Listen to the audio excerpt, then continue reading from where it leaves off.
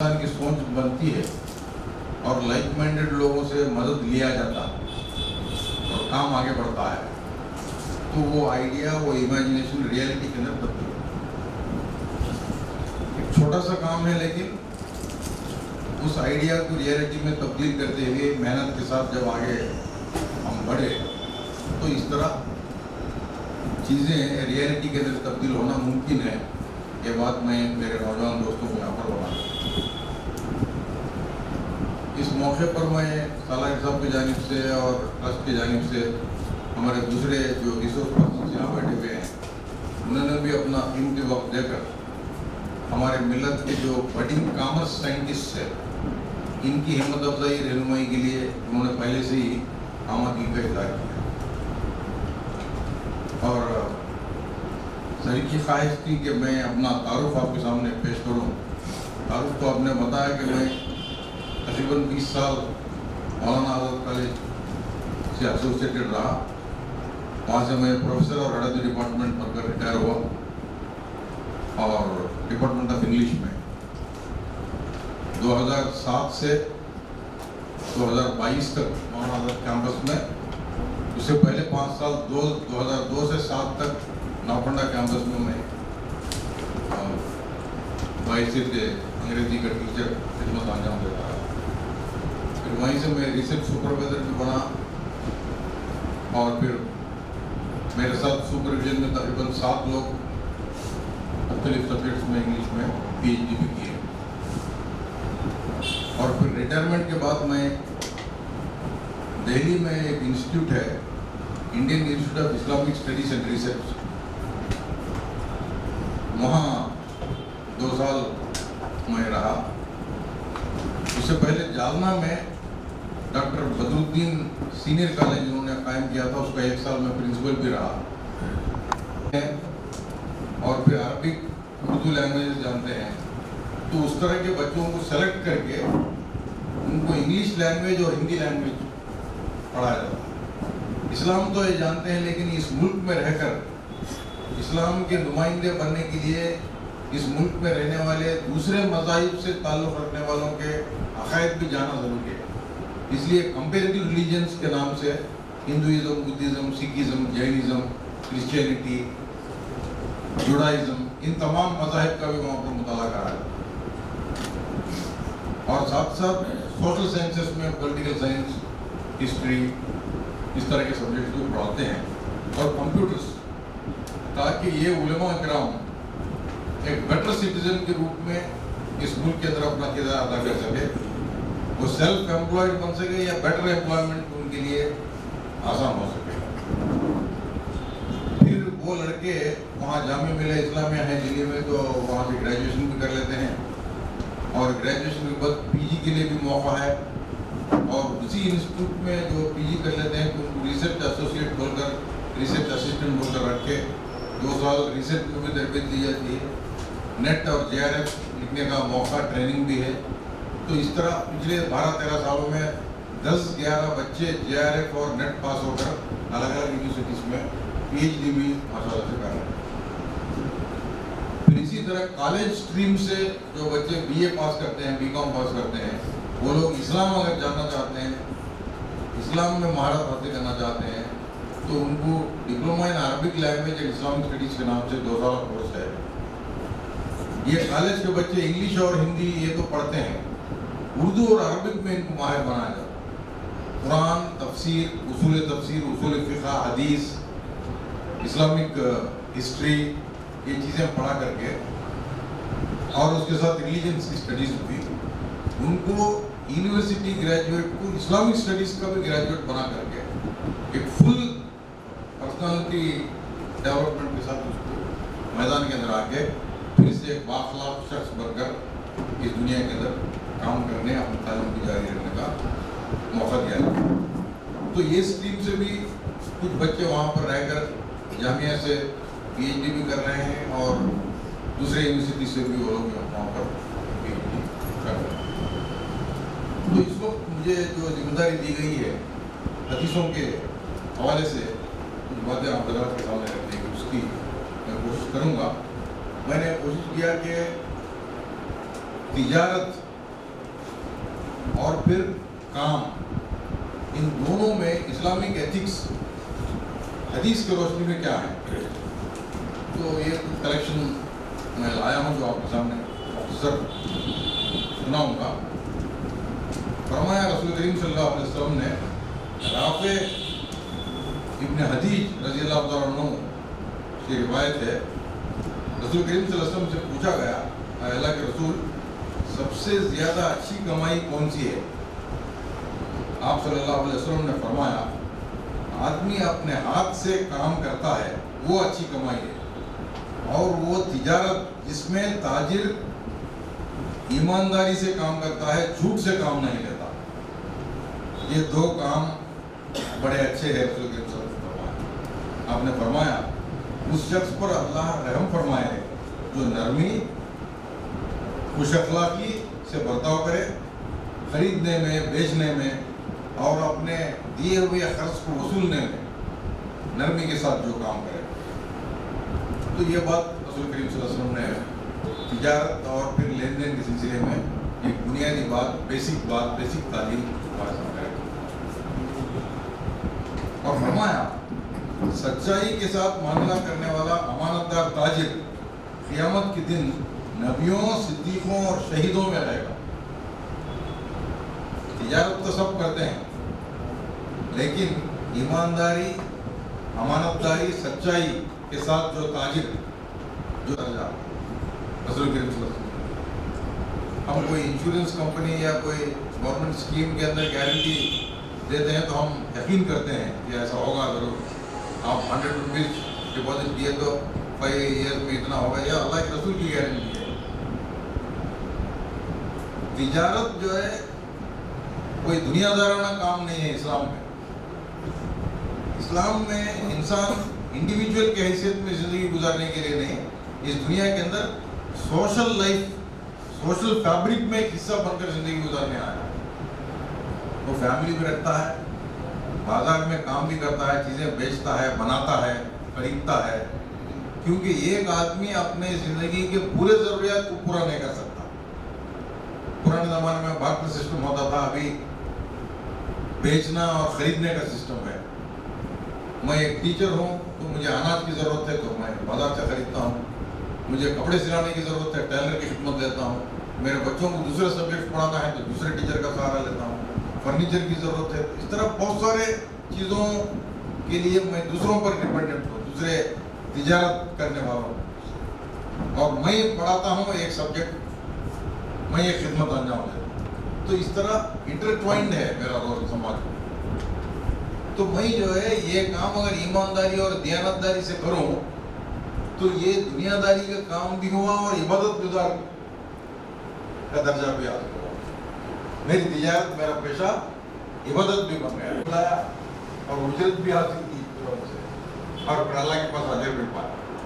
बहुत सारे दरवाजे हैं, कहीं कहा 19 दरवाजे हैं, कहीं कहा 9 दरवाजे हैं, तो उसमें बेशतर दरवाजे तिजारत से, रिस्क का उसूल इंसान तिजारत से अगर किया, तिजारत को पसंद किया, सहाबा कराम ने तिजारत को पसंद किया। सहाबा कराम की जब ऐसे भी सहाबा थे, यकीनन थे, लेकिन सहाबा में ऐसे भी थे जिनके विरासत को तकसीम करने के लिए उनके बच्चों ने उनके रखे हुए सोने को कुल्हाड़ियों से तोड़कर काटा। अब्दुर्रहमान बिन औफ रज़ियल्लाहु अन्हु जब वो हिजरत करके मदीना आए तो मदीना में उनके साथीदार को जब बनाया रसूल करीम सल्लल्लाहु अलैहि वसल्लम ने, साथीदार ने कहा कि हम आपको घर का हिस्सा देंगे, हम हमारी बीवी को तलाक देके आपको शादी करने के लिए मौका देंगे। तो उन्होंने कहा कि ये सब रहने दीजिए, मुझे मदीना का बाजार का रास्ता पता है, सुखुल मदीना, मदीना के बाजार का रास्ता आपने तलाश किया और वहाँ छोटे मोटे चीज़ें बेचना शुरू किया, और कुछ ही दिन में आपके बदन पर रसूल करीम सल्लल्लाहु अलैहि वसल्लम ने जर्दी देखा, कहा कि आप शादी किया, महारत नहीं किया, उस काबिल हुए, एक अंसार की औरत से शादी किया, इतना कबील हो गया, मालदार बने। इस तरह सहाबा किराम ने तिजारत करके मालदार भी बने और अल्लाह के राह में खर्च भी किया। तो तिजारत जो है सिर्फ दुनियादाराना काम नहीं बल्कि एक इबादत है। रसूल करीम सल्लल्लाहु अलैहि वसल्लम ने फरमाया, ताजिर लोग क़यामत के दिन बदकार की हैसियत से उठाए जाएंगे सिवाय उन ताजिरों के जिन्होंने अपनी तिजारत में तक़वा अख्तियार किया, यानी नाफरमानी से बचे रहे, नेकी अख्तियार की, लोगों को धोखा नहीं किया। ये बात अल्लाह के रसूल ने अपने हदीस में फरमाया और फरमाया, ताजिरों को खबरदार करते हुए अपने माल बेचने में कसरत से खस्में खाने से बचो। ये वक्ती तौर पर तो तिजारत को फ़रोग़ देती है, लेकिन आखिरकार बरकत को ख़त्म कर देती है। मतलब वो चीज़ें जो लो ग्रेड की है उसको हाई ग्रेड बताना, गारंटी देना, झूठ बोलना, कसम खाना, ग्राहक को लुभाना, किसी भी तरह उसको पटाना, इन चीज़ों से गुरेज करने के लिए रसूल करीम सल्लल्लाहु अलैहि वसल्लम ने आगे छोड़ा।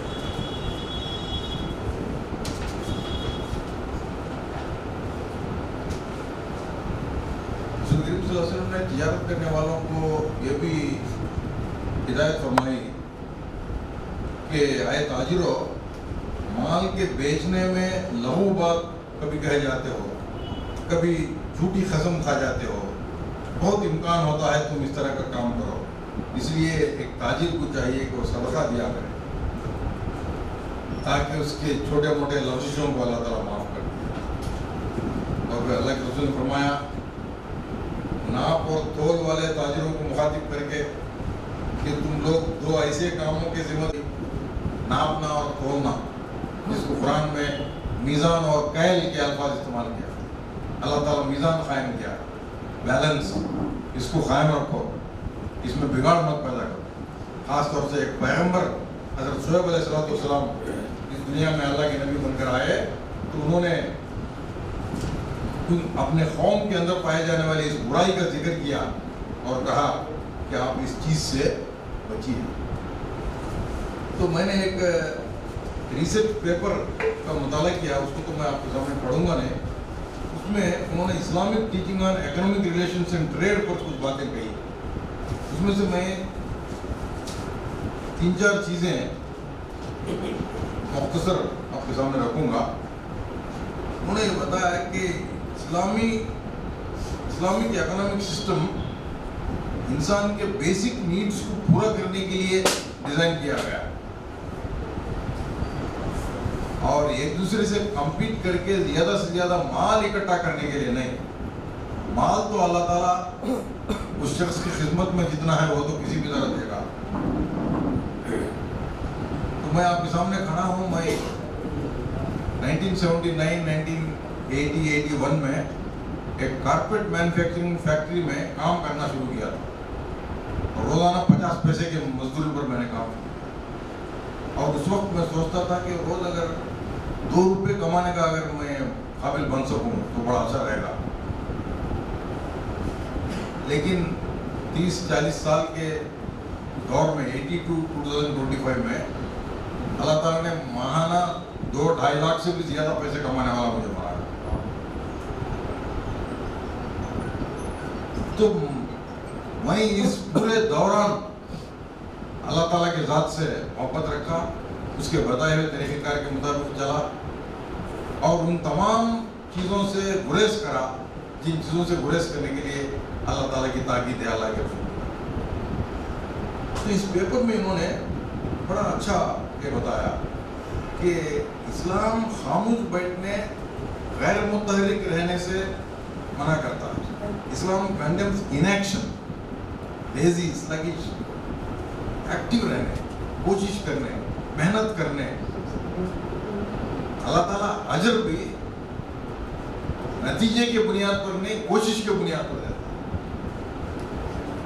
आप कितनी कोशिश करते हैं, आपकी नीयत क्या है और उस नीयत को हासिल करने के लिए आपने कितनी मेहनत की, इस पर आपका अजर है। तो इसीलिए एक इंसान खामोश अगर बैठा, मेहनत नहीं किया तो वो गलत पर है। और पूरे के पूरे नेकियां सिर्फ उन्हीं लोगों के हक में नहीं है जो नमाज पढ़े, रोज़ा रख रहे, उठ रहे, बैठ रहे अल्लाह के राह में, बल्कि रोज़ी कमाना भी अल्लाह के राह में है। एक शख्स जो मेहनत कर रहा था, भाग रहा था, दौड़ रहा था, उसका पता देते हुए साहबा कराम ने रसूल करीम सल्लल्लाहु अलैहि वसल्लम से कहा कि ये मेहनत, ये तकदो, ये दौड़ दो अगर ये शख्स अल्लाह के राह में किया होता तो कितनी अच्छी बात थी। तो अल्लाह के रसूल ने कहा कि अगर ये शख्स ये तगदो, ये मेहनत, ये दौड़ दो अपने बीवी बच्चों का पेट भरने, अपने छोटे बच्चों की किफालत के लिए, अपने माँ बाप की खिदमत के लिए अगर कर रहा है तो अल्लाह के राह में जिहाद के बराबर एक्टिविटी, मेहनत पर इस्लाम जो है जोर देता है। और फिर कहा कि तिजारत करते हुए, कमाई करते हुए कुछ खराबियां हैं जिससे इंसान को गुरेज करने की जरूरत है। उसमें सबसे पहले वेइंग एंड मेजरिंग को उन्होंने नाप और तोल, इस डंडी मारने वाला तबाही है उस डंडी मारने वाले के लिए जो लेते हुए अलग पैमाना और देते हुए अलग पैमाना अख्तियार करता है। तो कुरान में अल्लाह ताला ने कहा। फिर इस चीज़ से गुरेज करने की बात कही, उन्होंने बहुत सारी तफसीलात यहाँ की, मैं सिर्फ पॉइंट्स का जिक्र यहाँ पर कर रहा हूँ।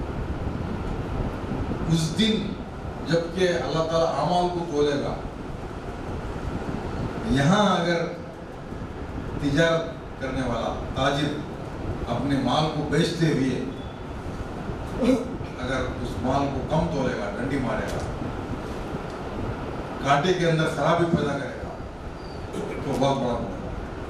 इस्लाम असल में मामलात का नाम है। नमाज पढ़ना, रोजा रखना ये तो अल्लाह के लिए है, लेकिन तोल कर देना, अमानत के साथ चीज़ों को देना, ये दूसरे इंसानों के हक की बात है, हुकूक इबाद है। अल्लाह ताला इसको कभी माफ नहीं करेगा। तो इसलिए वेइंग एंड मेजरिंग के सिलसिले में इन्होंने बात रखी इस पेपर के अंदर। और दूसरी बात रखा ट्रेड इन स्टोलन गुड्स, चोरी का माल, ब्लैक मार्केट में लिया हुआ माल और अनलाइसेंस्ड माल। तो हम जब कभी भी कारोबार करें, जिस मुल्क में हम रहते हैं उस मुल्क के कानून के हिसाब से काम, यहाँ पर टैक्स प्रैक्टिशनर्स बैठे हुए हैं, अगर आप साफ सुथरा अकाउंट रखें तो उनके लिए कोई दिक्कत नहीं।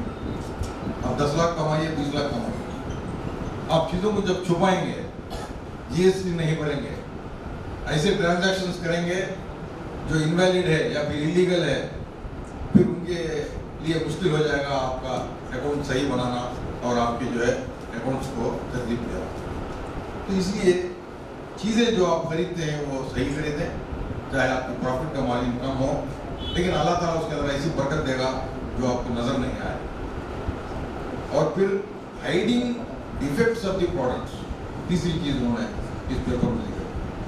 रसूल करीम सल्लल्लाहु अलैहि वसल्लम दीन की तबलीग भी करते थे, तरबियत भी करते थे और सहाबा कराम की अमली तरबियत भी करते थे। मार्केट में आप जाते, तिजारत करने वाले मंडी में आप घूमते, सहाबा कराम जो चीज़ें बेच रहे उसमें हाथ डाल कर देखते।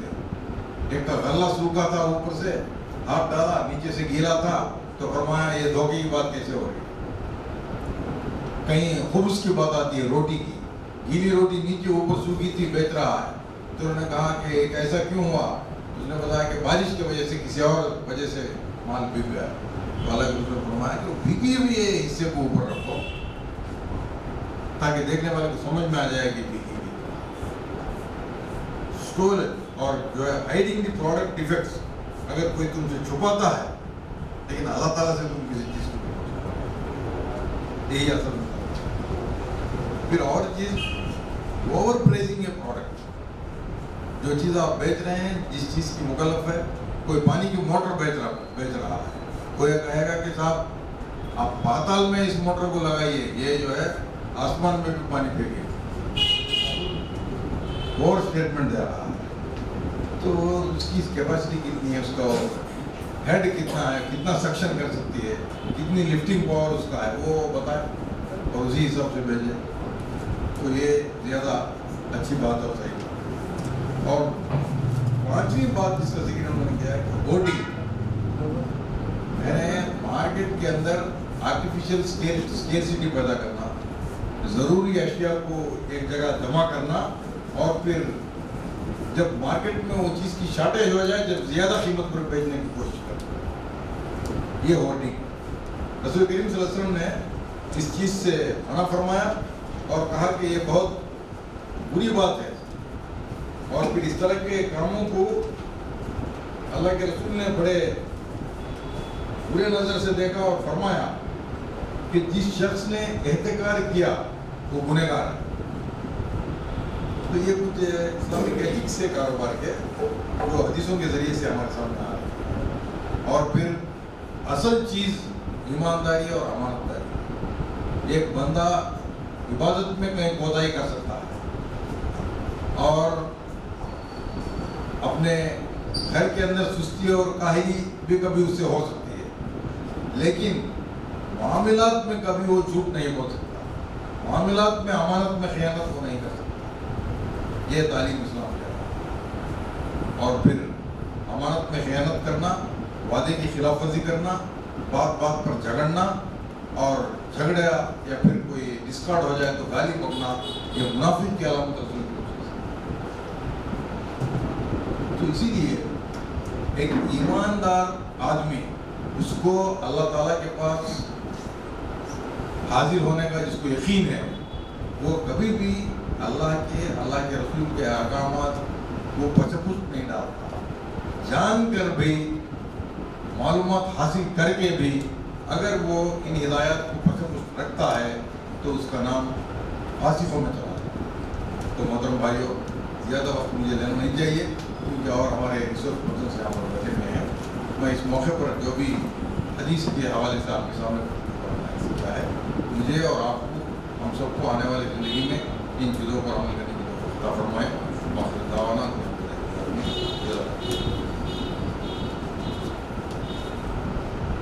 3 मिनट में शोएब साहब अपना जाती जो है इजहार और आंसर इंट्रोडक्शन पेश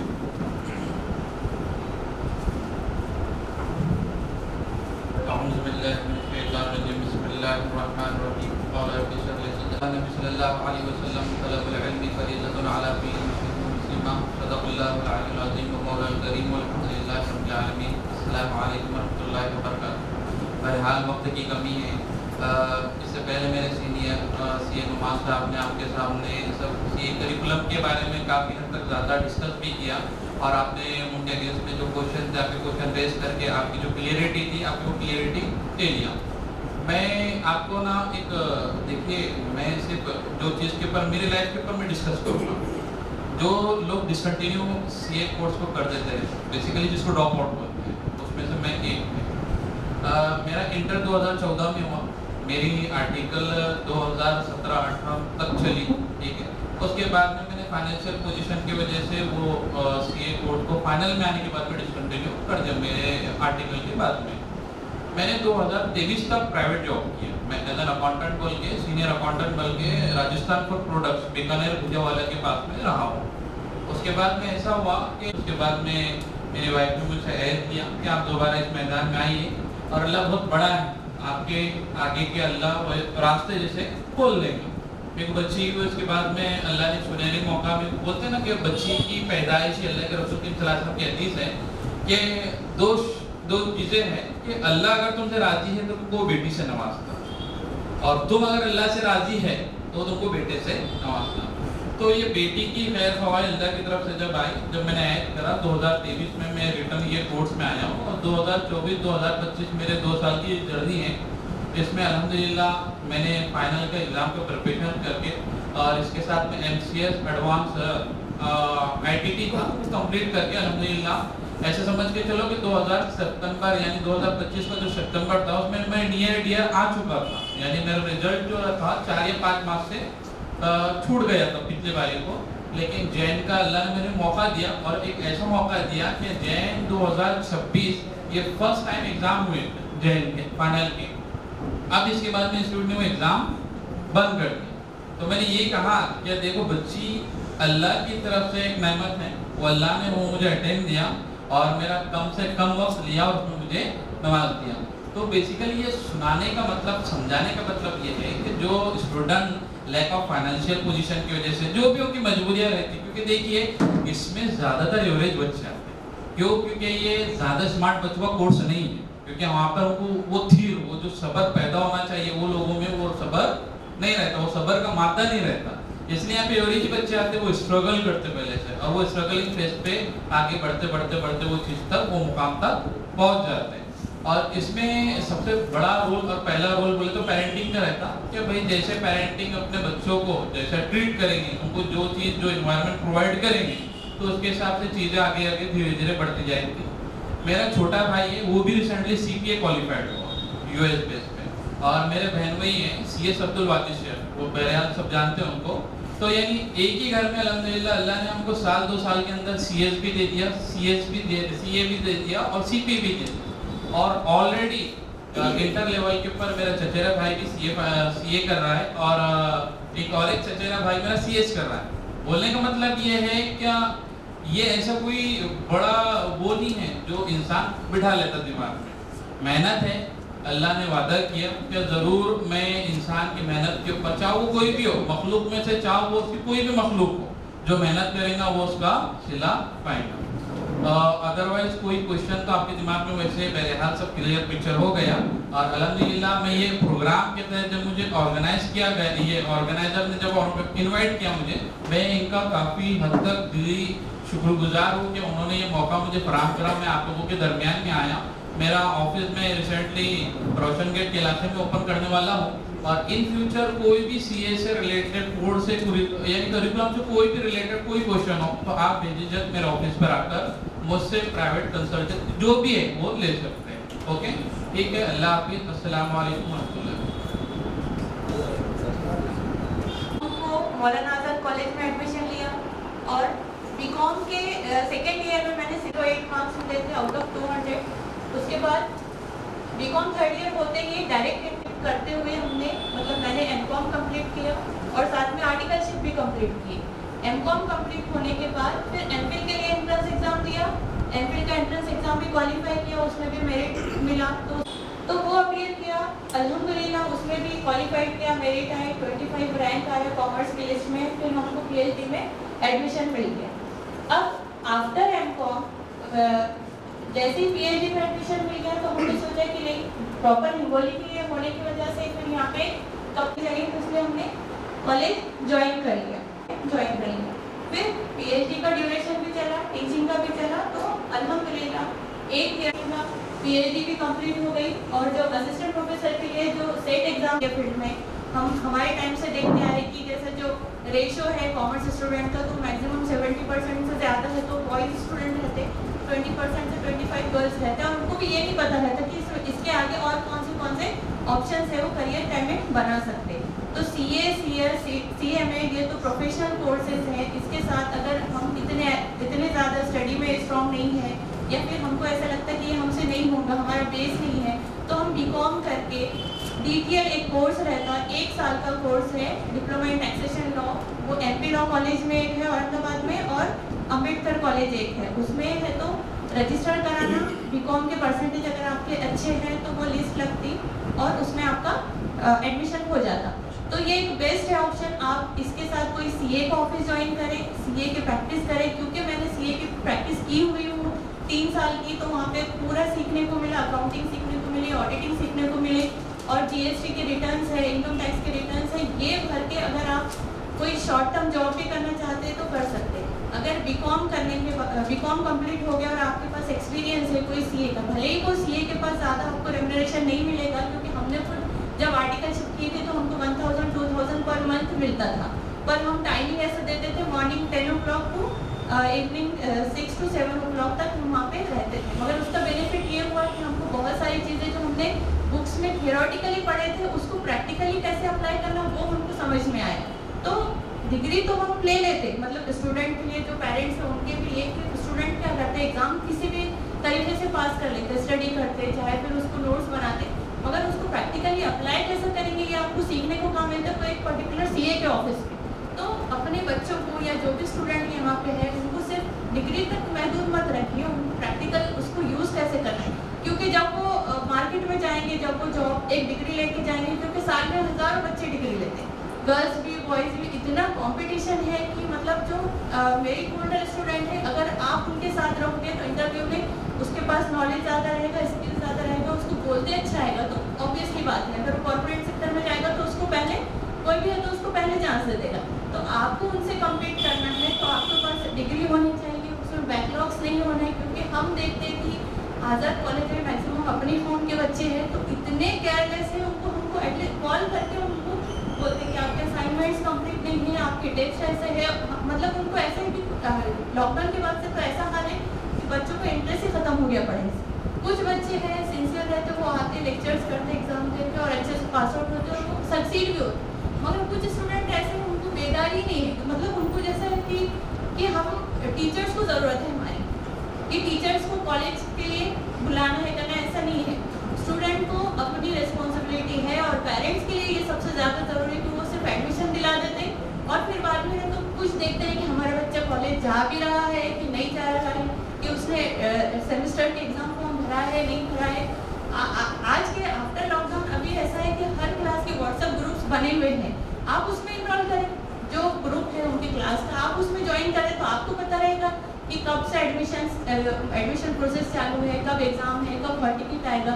बहुत सारे स्टूडेंट तो ऐसे होते हैं कि उनको हॉल टिकट आए तो भी पता नहीं चलता कि उनके एग्ज़ाम, तो उनका एग्ज़ाम हो जाता और फिर दूसरे दिन बोलते कि हमारा हॉल टिकट अब देख रहे हैं हम ऐसे।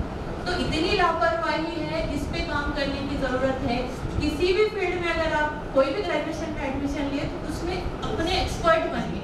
ऐसा कोई शोबा नहीं है जहाँ पे आपको अपॉर्चुनिटीज़ नहीं मिलेंगी, मगर कॉमर्स जो है वो बॉयज़ के लिए बहुत बेस्ट है, क्योंकि देखिए एज एन अकाउंटेंट हर बिजनेस को ज़रूरत है आपकी। अगर आप अकाउंटिंग का नॉलेज रखते हैं, अगर आपको रिटर्न फाइल करना आते हैं, तो आप एटलीस्ट जीएसटी की वर्किंग तो बना सकते हैं। जो आपके सीए को लगता है आप वो प्रिपेयर कर सकते हैं, तो वो अकाउंटिंग के चार्जेस कम करके मतलब जो अकाउंटेंट है उनको जाएंगे ना। तो हमने एटलीस्ट हमारे 20 से 25 स्टूडेंट ऐसे हैं जो कि बीकॉम करने के बाद कोई कंपनी में बहुत अच्छे से एज एन अकाउंटेंट काम कर रहे हैं और अच्छे से अच्छी सैलरी उनको मिलती, तो वो चीज़ पे भी ध्यान दें और थोड़ा सा प्रैक्टिकल नॉलेज को बढ़ाएं। जैसे टैली सॉफ्टवेयर है, कंप्यूटर के जो एडवांस एक्सेल के कोर्सेज है उसमें ज़्यादा वो करें, टाइपिंग की स्पीड के लिए कोर्सेज करें। जैसे अभी छुट्टियों का टाइम है, एग्जाम हो गए, 1 से 2 महीना आप उसमें इनरोल करा लें, टैली का कोर्स कर ले, कंप्यूटर का MSCIT कोर्स कर ले। इससे क्या होगा, आपको आपके काम में परफेक्शन आएगा। और जो भी स्टडी कर रहे हैं, हाँ, और एक कॉमर्स में ये भी चीज़ लोगों को ज़्यादा नहीं पता है, जैसे टीचिंग का बेस्ट ऑप्शन है। हमको भी ये एमकॉम करने के बाद पता चला था कि एमकॉम के टीचर है तो उनके लिए PhD लगती है, तो हमारा मेन बेसिक गोल था CA करना।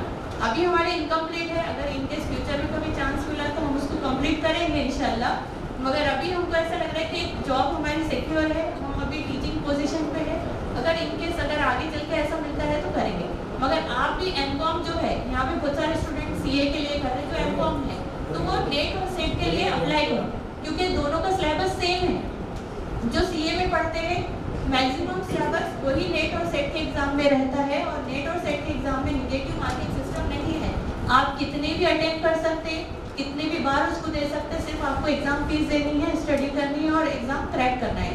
अगर आप वो एग्जाम क्वालिफाइड कर लेते हैं तो भले ही फुल टाइम आपको जॉब ना मिले, मगर जो CHB की पोस्ट रहती उसमें 1 लेक्चर के एटलीस्ट 1000, अभी तो रेम्यूनरेशन इंक्रीज हो गया है, गर्ल्स के लिए तो बेस्ट है। अगर वो फुल टाइम जॉब नहीं कर सकते तो नेट और सेट का एग्जाम क्वालिफाई कीजिए। हर साल CHB के इंटरव्यूज होते हैं और हर डिस्ट्रिक्ट में कोई ना कोई ग्रांटेड कॉलेज बहुत सारे रहते हैं जहाँ पे वैकेंसीज रहती, उस पर्टिकुलर वैकेंसीज को वॉक इन इंटरव्यू में जाके इंटरव्यू फेस करके आपको ज्वाइन कर सकते हैं। पढ़ना ज़्यादा नहीं है, सिर्फ आपको जो सिलेबस है वो पढ़ना है और एग्जाम क्रैक करना है। उसके बेस पे आपको as an assistant professor on CHB basis job मिल सकती है। जी, थैंक यू सो मच।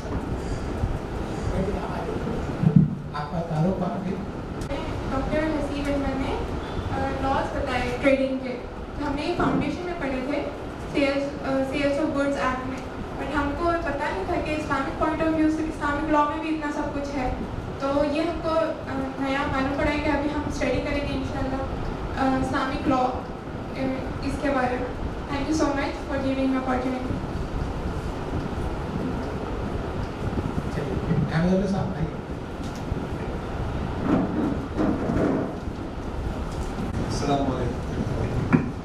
जी, हमारा नाम सैयद अहमदुल्ला है। बेसिकली ये वर्कशॉप का टॉपिक रिलेटेड है कॉमर्स और मैनेजमेंट रिलेटेड। तो सबसे पहले तो सलारी साहब का ये जो इनिशिएटिव है, मैं इसकी बहुत ज़्यादा मुबारकबाद दूंगा सलारी साहब को। सलारी साहब यहाँ पर ये टॉपिक लेकर आए, आपके साथ बताया कि ये एक नज़रिया है जो हमारे हम तो बुजुर्ग ही कहेंगे सलारे साहब को कि अल्हम्दुलिल्लाह इतने वसी सोच और ऐसे विजन रखने वाले बुजुर्ग हमको चाहिए हमारे कम्युनिटी में। और जो हजरात बैठे हैं, जो डिग्नेटरीज बैठे हैं यहाँ पर, जो हमारे रहनुमा कम्युनिटी के हैं, तो हम चाहेंगे कि इन रहनुमाओं से हम जितने ज़्यादा इस्तिफादा हासिल कर सके उतना ज़्यादा हम करें एज स्टूडेंट्स, एज फॉलोअर्स और एज फ्यूचर कम्युनिटी रिप्रेजेंटेटिव्स। जो एजुकेटेड तबका है हमारी कम्युनिटी का, हम तो देख रहे हैं कि जितना ज़्यादा हो सके माँ बाप अपने बच्चों पे खर्च कर रहे हैं, उनकी तालीम पर, उनकी तरबियत पर। लेकिन जैसा अभी दो हमारी बहनें जो यहाँ पर आई थी, उनसे मालूमात ये मिली कि भाई तालीम याफ्ता होना इस चीज़ का ज़ामिन नहीं है कि आप फ्यूचर में अपनी कम्युनिटी को जो है आगे लेकर जाएं। बेसिकली सोच ये है कि हम अपने इस्लाम से कितना सीखते हैं इस बारे में। जैसा हज़रत खदीजा रज़ियल्लाहु ताला अन्हा जो तिजारत में थी, हुजूर से उम्र में बड़ी थी, लेकिन फिर भी जो भी तिजारत की जो लेसन्स हैं हुजूर हज़रत खदीजा रज़ियल्लाहु अन्हा से लिया करते थे। हमारी भी जो जर्नी है, मैं एक सॉफ्टवेयर इंजीनियर हूँ, अल्हम्दुलिल्लाह MIT पास आउट हूँ। और अल्लाह ने मौका दिया है कुछ चुनिंदा उस वक्त में जो लोग थे, जो सॉफ्टवेयर इंजीनियर्स थे, IT रिलेटेड थे, जब बूम था IT इंडस्ट्री का इन 2002, बेसिकली फ्रॉम 2002 टिल 2010 बहुत ज़्यादा बूम था, जिसमें हम भी भेड़ बकरियों की तरह IT इंजीनियर बनने चले गए। और बोलना ये चाहता हूँ भेड़ बकरियाँ इसलिए क्योंकि हम जो है आउट ऑफ द लूप नहीं देखते हैं। आज मेरे सामने तो अल्हम्दुलिल्लाह जो ग्रेजुएट्स बैठे हुए हैं, जो ये PG कर चुके हैं कॉमर्स इंडस्ट्री से और कॉमर्स में हैं, तो हमारे वक्त ऐसे सेमिनार नहीं हुआ करते थे। मैं 20 से 24 साल पहले की बात बोल रहा हूँ।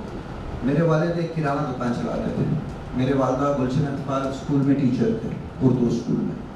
तो हम लोग, हम भाई बहन जो पढ़े, मैं सिर्फ एक स्टोरी बताऊंगा आपको, मैं ज़्यादा यहाँ पर आपका वक्त नहीं लूँगा, लेकिन रियल लाइफ सिचुएशंस और सिनेरियो से ही आदमी सीखता है किसी और के साथ।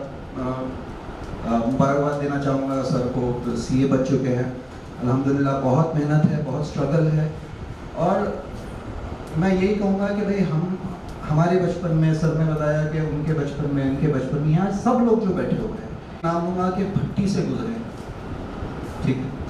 तो नॉर्मली हम देखते हैं कि अब आप जब सोने को एटलीस्ट जब पॉलिश भी करना जाएंगे तो उस पर एसिड डाला जाएगा या कुछ ना कुछ कश्मकश से उसको गुजरना पड़ेगा, तब वो चमकेगा, राइट। तो हम लोगों को भी रियल लाइफ सिनेरियोज हमारे माँ बाप से ही मिले और उन्हीं के फुटप्रिंट्स पर हम सिंसियरली, अगर आपको आपके माँ बाप की मेहनतों का ज़रा भी एहसास और उनका फीलिंग्स अगर होती है, तो कोई भी सिंसियर बच्चा अपने माँ बाप की मेहनत को रायगा नहीं जाने देगा, ठीक है।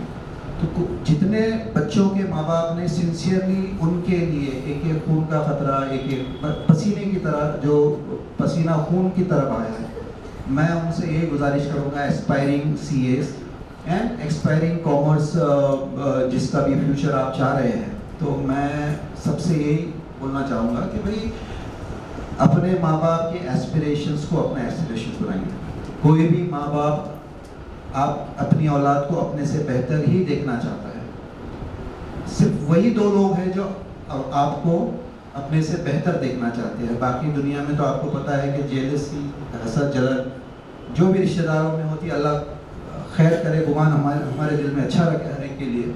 लेकिन जो रियल टाइम फैक्ट्स है, मैं आपको थोड़ा कड़वा है लेकिन मैं आपको बता रहा हूँ, ये हम देख चुके हैं कि मैं अगर सॉफ्टवेयर इंजीनियर बन चुका हूँ तो कहीं ना कहीं से मुझे एक पिनअप आएगा रिश्तेदारों में से सबसे पहले, बाहर से नहीं आएगा, ठीक है। कहीं ना कहीं मुझे हमारे माँ बाप को ये बताया जाएगा इतना खर्चा क्यों कर रहे हो उस पर, ये रियल फैक्ट है, राइट। तो ऐसी चीज़ें हुई हैं। हालात का तकाजा ये रहा कि मैं तकरीबन 14 साल IT इंडस्ट्री में रह के, जो कॉमर्स जो बता रहे, मैडम ने अभी E-कॉमर्स का जिक्र किया, तो I was the first person to work on eBay.com, जब सिर्फ और सिर्फ एक कॉमर्स प्लेटफॉर्म हुआ करता था eBay.com, which is the first e-commerce platform in the world, जहाँ पे हमको मौका मिला अंडर विप्रो टेक्नोलॉजीज काम करने का। And I was the only software engineer, Muslim software engineer in Pune Hinjewadi 1 phase 1, जहाँ पर मैं काम कर रहा था इस प्रोजेक्ट पर, और I was handling like 25 subordinates for this particular project.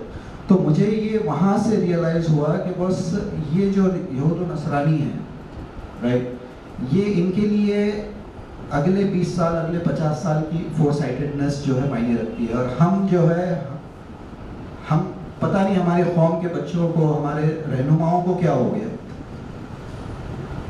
अल्लाह फिक्रों वाला बना दे हमारे रहनुमाओं को भी, जिस तरीके से हम लोग फिक्र करके यहाँ बैठे। हमारा कोई वास्ता नहीं है आप लोगों से, हमारा कोई लेना देना नहीं है, आप अपनी जगह, हम अपनी जगह। सरवर साहब, मेरी मुलाकात अभी तकरीबन 1 साल पहले हुई है, जो सरवर बेग साहब है। He is PhD in economics. He is associated with NABARD. He is associated with banking in n number of organizations. और ये एग्रो बेस्ड इंडस्ट्री में ज़्यादा एक्टिव है, because the schemes, the government schemes, हमको ये पता नहीं है। एज अ पेरेंट, हम पेरेंट के तौर पे भी, पेरेंटिंग भी, आज मुझे 4 बच्चे हैं, मेरा बच्चा यहाँ बैठा है अल्हम्दुलिल्लाह, ही इज़ इनटू इंजीनियरिंग, मैंने भी एक डिप्लोमा में एडमिशन करवाया उसका सिविल। लेकिन हम लोग पेरेंटिंग में भी इतने लूज पड़ चुके हैं, हम अपने बच्चों को बोलते हैं कि ये सुन नहीं रहा। हम पेरेंटिंग कैसी कर रहे हैं कि हमारे बच्चों को हम एटलीस्ट सही डायरेक्शन दे सके। जो एस्पायरिंग सीएज है, जो बच्चा जिस चीज़ में इंटरेस्ट ले रहा है, तो हम उसको, और आप उसको और ज़्यादा रास्ते, और ज़्यादा, जैसे ट्रिब्यूटरीज होती है, राइट, जो रिवर होती है, जो मेन स्ट्रीम रिवर होती है, गंगा जो बोलते हैं, उसके ट्रिब्यूटरीज होती है, ठीक है, तो वो साइड से दूसरी एक नदी। तो हम एज अ पेरेंट अपने बच्चों को, अपने कम्युनिटी को इसकी ज़रूरत नहीं पड़ेगी, मेंटर्स की ज़रूरत नहीं पड़ेगी, क्योंकि एज अ पेरेंट हम उतने अवेयर हो जाए कि हम अपने बच्चों को रास्ता दिखाएं, भाई ये रोशनी बताएं उनको, ठीक है। एक छोटी सी बात बोलकर ये चीज़ खत्म करूँगा कि मैं 12 साल की, 14 साल की एक्सपीरियंस के बाद मेरा एक यहाँ पर एक ट्रेडिंग बिजनेस है, तहजीब एक्सक्लूसिव अबाया बोलकर लोटा कराची में, जो हमने स्टार्ट किया था। एंड एज अ बिजनेसमैन हमारे वालिद साहब चाह रहे थे कि बेटा आपने जो हासिल करना था कर लिया। एक रियल इस्टेट में थे वालिद साहब, ज़मीनों की प्लॉटिंग में थे, खरीदते बेचते थे, तो वो चाह रहे थे कि एज अ बड़ा बेटा मैं घर में रहूं। तो हमने उनकी इताअत करते हुए अपना करियर को थोड़ा सा साइड पे रखा, और we entered into trading business, and that also I wanted to do an unconventional trading business. तो जैसा ग्रुपों का चलन था काफ़ी, तो आज से 15 साल पहले हम लोगों ने इसकी नींव रखी, और अल्हम्दुलिल्लाह तहजीब अबाया जो है स्टार्ट किया, और तकरीबन 14 साल का ट्रेडिंग बिजनेस एक्सपीरियंस, जिसमें इंपोर्ट एक्सपोर्ट फॉर्मेलिटीज़ पता चली, सारे टैक्सेस पता चले, रिफा चैम्बर ऑफ कॉमर्स से एसोसिएशन रहा, एसोसिएटेड मुस्लिम प्रोफेशनल्स एसोसिएशन रहा। हमने एज अ प्रोफेशनल इंजीनियर, हमने अपने आप को गौरान तरीका, जो मैं यूज़ कर रहा हूँ, गौरान वर्ड जो यूज़ कर रहा हूँ, कन्वेंशनल तरीके में नहीं डाला। हम उसको अपने तौर पर ऐसा पढ़ा लिखा, क्योंकि आपके पढ़े लिखे होने की छाप आपकी ज़बान में और आपके अमल में, आपके काम में दिखनी चाहिए, हमारा ये मानना है, और उसी को देखकर जो है लोग इंस्पायर होंगे। मेरा अभी का जो बिज़नेस है वो है बंजारा हिल्स, जहाँ पर हमारे वालिद साहब जो करते थे, कोरोना में उनका इंतकाल हुआ, अल्लाह उनकी खबर को नूर से भर दे, उनकी मग़फ़िरत फरमाए। वो ना चाहते हुए बिज़नेस मुझे करना पड़ा सर, ठीक है। लेकिन कन्वेंशनल प्लॉटिंग बिजनेस क्या होता है, क्योंकि हमने, सरारी साहब मेरे से वाबस्ता 1-1.5 साल से है, ठीक है। कन्वेंशनल प्लॉटिंग जो हो रही है वो क्यों हो रही है, हमारे एरिया स्लम क्यों हैं, हमारे एरियाज जो है डिज़ाइन प्रॉपरली क्यों नहीं किए गए हैं, हमारे पास लेआउट्स जो है सिर्फ और सिर्फ पैसों के लिए क्यों किया जा रहा है, हमारे पास सिर्फ लकीरें खींचकर, छोटे छोटे गलियाँ छोड़कर, क्यों एंड यूजर्स को आखिरी 5 साल के बाद जब वो डेवलप होते हैं तो क्यों गलियों को छोटा रखा जा रहा है, क्यों आज़ाद कॉलेज के उधर आपको कमान में हर जगह सोसाइटीज़ दिखेंगे, वहाँ पर क्यों गवर्नमेंट फैसिलिटीज सबसे पहले पहुँच रही है, वहाँ पर रिसोर्सेज पहले क्यों पहुँच रहे हैं। ये सारी चीज़ें मैंने एज अ एंटरप्रेन्योर की, जैसा एट्रीब्यूट्स जो होते हैं as a for a person to be an entrepreneur, एक पर्टिकुलर फील्ड में जाने से पहले उसके जवाबात को खुद निकाला, और उसकी I am into micro analysis, because being a software engineer you have to cut down to the source of the requirement. तो हम जब इतना ज़्यादा सोचेंगे और कम्युनिटी लेवल पे सोचेंगे हमारे वालिद साहब ने 20 एकड़ के लैंड में 9 एकड़ में प्लॉटिंग की, वहाँ पर मस्जिद तामीर की। उसके आगे का सिचुएशन है, हमने बोले कि भाई आपका हिंदू महल्ला आइडियल है, तो why can't be a Muslim location be an ideal residential zone, ठीक है। जिसके लिए हमने सारा उन्हीं के चीज़ फॉलो की, हर चीज़ NA जो करते हैं, NA 44 जो करते हैं प्रॉपरली, जो डिज़ाइन करते हैं लेआउट, एलिजिबिलिटी क्राइटेरियाज क्या क्या है एक लेआउट का। आपकी पानी की टाँकी अगर आपको इन केस चाहिए इन फ्यूचर, तो उसका एलिजिबिलिटी क्राइटेरिया नहीं है मुस्लिम महलों के पास। It is so much overcrowded and chaotic and इतना ज़्यादा गलीज है। तो हमने अपने एक उसूल बनाए वहाँ पर, और उन उसूलों के हिसाब से ही हम कस्टमर्स को हैंड पिक कर रहे हैं, जो हमारी सिचुएशन और आगे विजन को हम लेके चलेंगे इंशाल्लाह। 22 एकड़ के प्रोजेक्ट में बन जा रहा है इसके, और उस हिसाब से हम आगे बढ़ रहे हैं। तो ये स्टोरी रखने का मकसद यही है कि भाई मेरी रियल लाइफ स्टोरी ये है कि मैं ज़ीरो से हूँ, ठीक है। हमारे वालिद साहब ने और वालदा ने जो मेहनत किया, ये आप लोग जो अपने बच्चों पे करेंगे और कर रहे हैं, ठीक है। You are the future of our community. तो अपनी ज़ात से भी, अपने लिए भी मेहनत करें, अपनी फैमिली के लिए भी मेहनत करें, और अपनी कम्युनिटी के लिए भी थोड़ा इनपुट अपने लिए वक्त निकालें। बस यही इस बात का निचोड़ है। चलिए, अस्सलाम वालेकुम।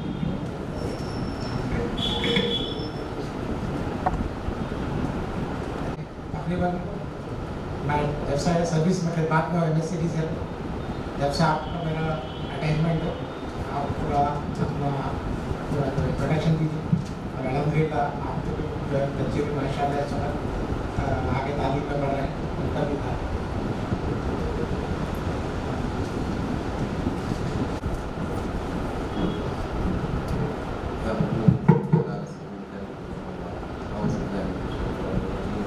बिस्मिल्लाहिर्रहमानिर्रहीम। मैं असर खान टैक्स प्रैक्टिशनर भी हूँ और ऑडिटर भी हूँ। तकरीबन 2002 से मैं तो इस प्रैक्टिकल फील्ड में हूँ। और सालारी साहब का ये जो आज का जो विज़न है, जो उन्होंने जो है तो मेहनत की है आज के इस प्रोग्राम को, तो ये आज की या 2 महीने की या 4 महीने की नहीं है, तकरीबन 2 साल से जो है तो हमारे साथ जो है तो लगे हुए हैं वो। और जो है तो जब भी ऑफिस पर आते हैं तो बराबर इस बात को जो है तो वो करते थे कि अपने को ये प्रोग्राम लेना है, ये प्रोग्राम लेना है। मैंने अनवर हुसैन साहब से बात किया, मैंने इनसे बात किया, और सबको जो है तो बात करते करते करते आज जो है तो ये मौके पर जो है तो उन्होंने यहाँ पर हमको सबको जमा किया है। और ऐसा नहीं है कि सिर्फ यानी कि उनका जो टॉपिक था कि भाई BCom और MCom वालों को जो है तो जमा करना है, बल्कि उन्होंने जो है तो ये कहते हुए जो है तकरीबन लोगों को जो है तो यहाँ पर जमा किया, हर फील्ड के लोगों को जमा किया। यहाँ ये बात की जो तो बहुत खुशी है, और मैं जो है तो सालारी साहब का बहुत बहुत जो है तो शुक्रिया अदा करता हूँ, और उनका इस्तेमाल भी करता हूँ कि उन्होंने जो है तो ये मेहनत जो है तो करके जो है आज यहाँ पर इस प्रोग्राम को यहाँ पर पहुँचाया। अब जो है तो सालारी साहब ने कहा था मुझको कि जो है तो भाई आपको मराठी पे कमांड है, और मेरा मीडियम में जो है तो स्कूलिंग में जो है तो मराठी में हुआ है, तो आप मराठी के ऊपर भी थोड़ी जो है तो रोशनी डालिए। तो जब भी मैं ऑफिसेस में जाता हूँ या कोई क्लाइंट से बात करता हूँ, तो पहले जो है तो मराठी से ही शुरुआत करता हूँ, इस वास्ते कि मराठी जो है ये हमारी स्टेट की लैंग्वेज है। ये नहीं कि जो है तो ये हमारी जो है तो मातृ ज़बान नहीं है, हम कैसा जो है तो बोलेंगे, नहीं, ये स्टेट की लैंग्वेज है, हमको बोलना चाहिए। तो उसका एक इम्प्रेशन जो है तो अलग पड़ता है। आप जब बोलेंगे, आप गुजरात चले जाओ, वहाँ पर आपस में क्या करते हैं वो लोग गुजराती बोलते हैं। आप तेलंगाना चले जाओ, आंध्रा चले जाओ, वहाँ पर जो है तो तेलुगु में ही जो है तो बोलते हैं वो। आप जो है तो तमिलनाडु में चल जाओ, केरला में चल जाओ, वो क्या करते हैं आपस में जो है तो तेलुगु में बात करते हैं। तो हमको मराठी में बोलने में क्या हर्ज है? ऐसा नहीं है कि भाई ये कौम की ज़बान है तो हम कैसा जो तो बोलेंगे, नहीं, बल्कि हमारी स्टेट की लैंग्वेज है। ज़्यादातर इसको जो तो देना चाहिए, मौका महल देख के जो है तो काम करना चाहिए। तो जब भी हम ऑफिसेस में जाते हैं तो सर को जब करते हैं तो वही बोलते हैं कि सर आत येऊ का मी, तुम्हाला 2 शब्द मला बोलायचं आहे आणि असं असं माझं काम आहे आणि मी हा आता करू इच्छितो, तो वो जो है तो खुश हो जाता है। उसके अंदर बोलता है कि नहीं भाई जो है तो इनके अंदर सलाहियत है, और जो है तो हम इनके साथ में कोऑर्डिनेट कर सकते हैं, इनके साथ बात कर सकते हैं, आगे काम को जो है तो बढ़ा सकते हैं। तो मैं स्टूडेंट्स को ये बोलूँगा कि देखिए आप पहली से यानी 5वीं से जो लगती है हमको सेकंड लैंग्वेज जो है तो हमारी जो भी language, third language, second language, वो मराठी की जो है तो उसके ऊपर ज़्यादा जो है तो ध्यान देना चाहिए। इंग्लिश को भी हमको ध्यान देना है, बाकी चीज़ों पर भी हमको जो है तो खूब जो है तो मेहनत करना है, साथ ही साथ जो है तो मराठी में भी जो है तो हमको पूरा जो है तो उसके ऊपर गौर फिक्र करना चाहिए। एमकॉम बीकॉम के जो स्टूडेंट्स हैं, अब उनके लिए जो है तो जब डिग्री लेंगे तो ये यहाँ ख़त्म नहीं हुई, बल्कि जो है तो वहीं से उनकी जो है तो शुरुआत होती है। बहुत सारे जो है तो कोर्सेज जो है तो है, जैसा तकरीबन लोगों ने जो बताया है, यानी कि कॉमर्स वाले को कोई मरण नहीं है, मैं सादी लैंग्वेज में बोलूँगा कि मरण ही नहीं है कि आप जो है तो अच्छे से अच्छे जो है तो सीए बन जाइए, उसके बाद नहीं है तो सीएस बन जाइए, नहीं जो है तो कम से कम जो है तो और दूसरे कोर्सेज करके जो है तो आप टैक्स कंसल्टेंट बन सकते हैं, आप ऑडिटर बन सकते हैं, और कम से कम दर्जे में तो अकाउंटेंट जो है तो बन सकते हैं। आपको जो है तो प्रैक्टिकल नॉलेज कंप्लीट कर लिया और आप जो है तो मैं जॉब के लिए निकलूंगा बाहर तो मुझको नौकरी मिल जाएगी या मुझको और नहीं, बल्कि जो है तो आप, मैं तो ये बोलूँगा कि 12 जैसी कर लिया आपने तो आप किसी जो है तो सीए के पास, टैक्स कंसल्टेंट के पास, ऑडिटर के पास में रुजू हुई है, उसके पास में जो है तो प्रैक्टिकल जो है तो कीजिए। भले 4 घंटे 8 घंटे जो है तो नहीं होता, 2 घंटे 4 घंटे दीजिए, लेकिन प्रैक्टिकल नॉलेज जो है तो लीजिए। उनके पास में जो काम होते हैं वो प्रैक्टिकल काम होते हैं, इनकम टैक्स के रिटर्न सबमिट करना जैसा मैडम ने बताया है, जीएसटी के जो है तो रिटर्न सबमिट करना, अकाउंटिंग जो है तो किस टाइप में प्रैक्टिकल लाइफ में जो है तो करना, ये सारी चीज़ें जो है तो इसके अंदर जो है तो सिखाई जाती है। तो वो जब वहाँ का तजुर्बा और इधर से डिग्री लेकर निकलेगा तो इंशाल्लाह जो है तो उसको आसानी से जो है तो रोजगार भी जो है तो मिलेगा। ठीक है, क्या कहकर जो तो मैं अपनी बात खत्म करता हूँ।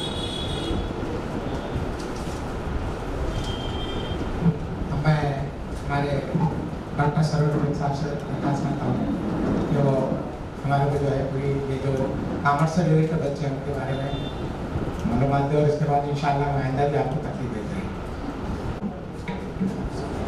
बैच पे बैठे सभी हमारे साथी,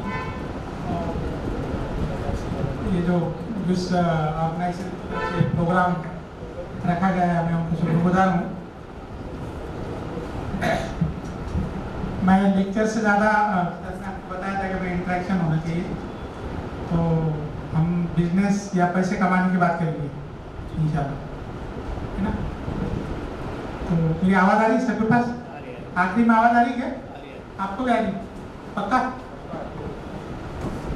आप में से पैसे कौन कौन कमाना चाहता हो? बोलिए, कल से पैसे कमाने का तरीका बता सकते हो? हाँ हाँ, तो जिनको पैसे कमाना है उनके लिए अपना काम।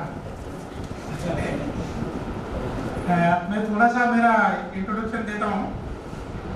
मैं डॉक्टर सरवर बेग, इकोनॉमिक्स में मेरा PhD हुआ है, और साहेबांनी मला सांगितलं होतं का थोडंफार मराठीमध्ये बोला, तो मला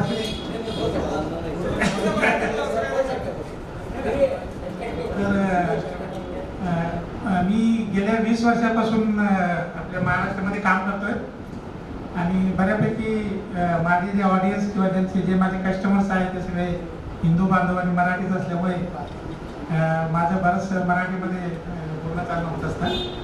मैं मराठी में कंटिन्यू करूँ कि बीच बीच में हिंदी में बोलते रहूँगा? उसमें काम कर रहा हूँ। उससे पहले मैं 10-11 साल यहाँ पे जो ताज रेसिडेंसी होटल है उसमें HR मैनेजर रह चुका हूँ।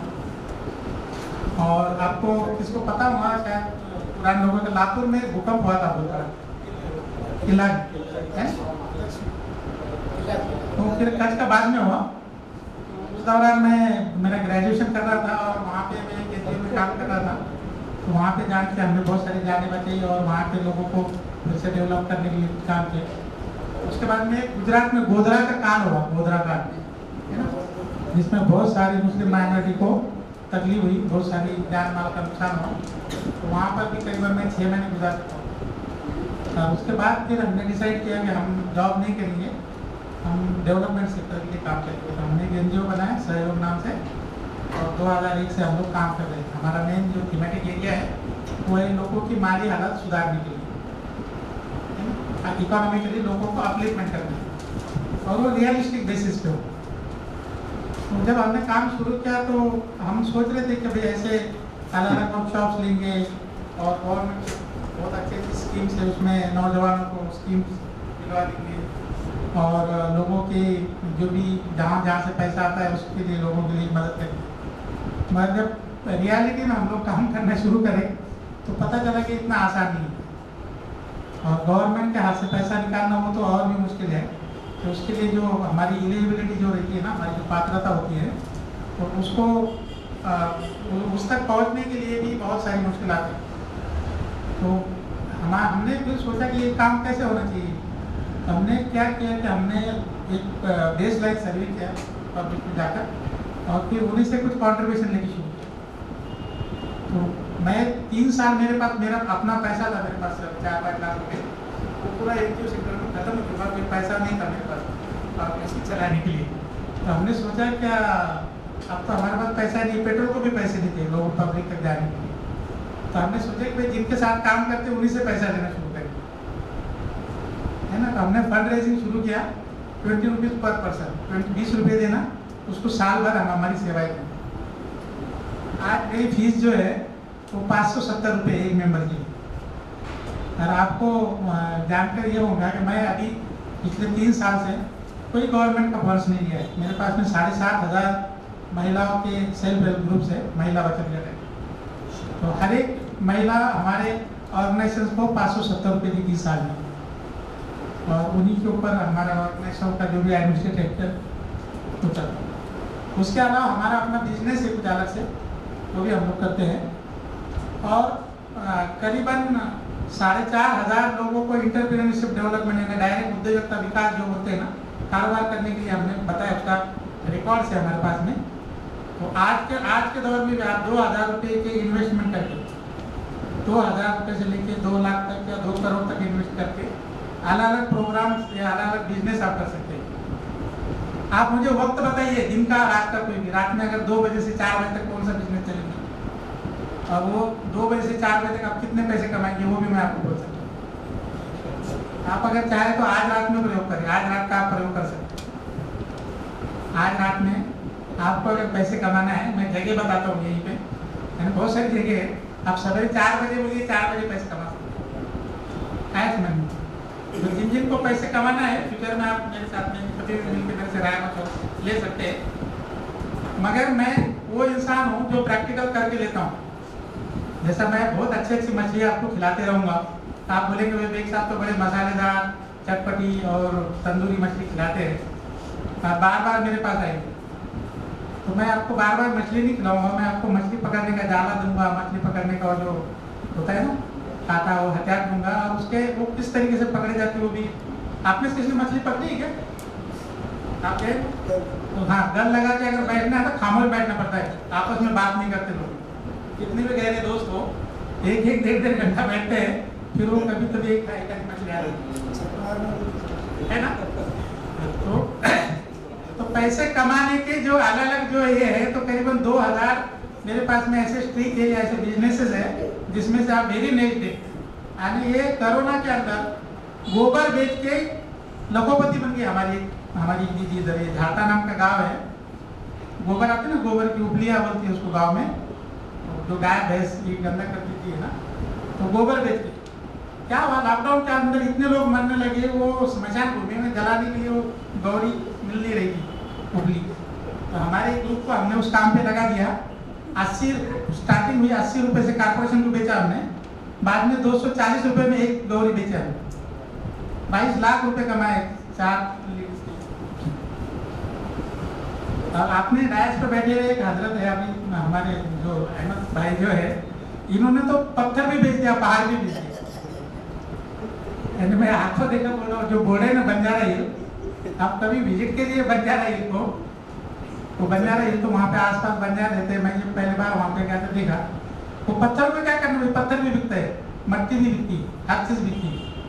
तो मेरा जो आज का जो सब्जेक्ट था, सर ने मुझे बताया कि भाई एग्रीकल्चर, मैं किसानों के साथ में ज़्यादा काम करता हूँ, और फिलहाल हम ऑर्गेनिक फार्मिंग पे काम कर रहे हैं। दुनिया में कितनी भी तरक्की हो जाए, आपको खाने के लिए अनाज लगने वाला है, और वो अनाज सिर्फ हमारी खेती देती है, और वो भी इतनी बरकत वाली है कि आप कोई भी एक दाना अगर डाल देते हैं तो वो हज़ारों में तब्दील हो जाते हैं, है ना। मगर फिर भी वो किसान परेशान है।